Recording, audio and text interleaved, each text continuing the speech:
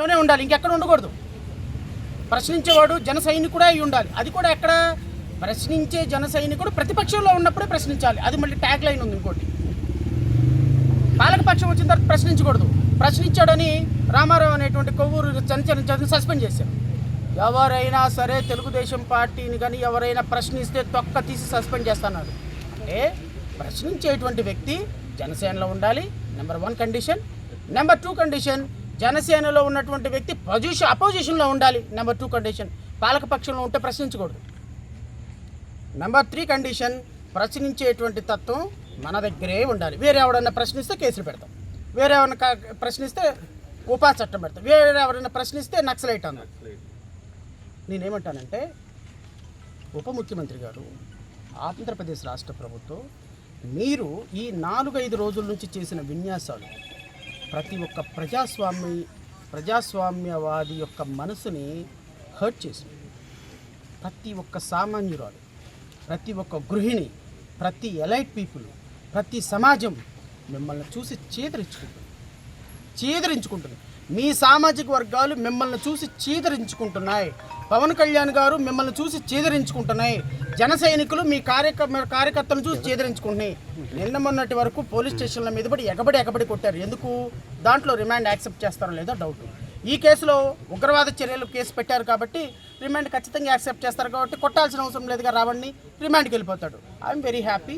మా పవన్ కళ్యాణ్ గారిని అన్న వాడిని రిమాండ్కి పంపించాం, తొక్కి నారదీశాం, వాడి మీద ఉగ్రవాద చట్టం పెట్టి అద్భుతంగా జైలుకి పంపించాం, గెలిచేసాం. 121 సీట్లు మనకి 100కి 100 స్ట్రైక్ రేట్ ఎందుకు ఇచ్చామయ్యా అంటే ఇలాంటి చర్యలు చేయమని ఇచ్చాం. 100కి 100 స్ట్రైక్ రేట్ ఎందుకు ఇచ్చామంటే జర్నలిజాన్ని అనకదొక్కమని ఇచ్చాం. 100కి 100 స్ట్రైక్ రేట్ ఎందుకు ఇచ్చామంటే జర్నలిజాన్ని, ప్రజాస్వామ్యవాదుల్ని అనకదొక్కి ఇలా కేసులు పెట్టి ప్రజాస్వామ్యాన్ని కూని చేయడానికి ఇచ్చాం. సిగ్గుపడండి. ఈరోజు 100% స్ట్రైక్ రేట్ 2029లో 0కి పడిపోకపోతే ఈ ఇన్సిడెంట్తో ప్రజాస్వామ్యం మీద ప్రమాణం చేసి చెప్తున్నా.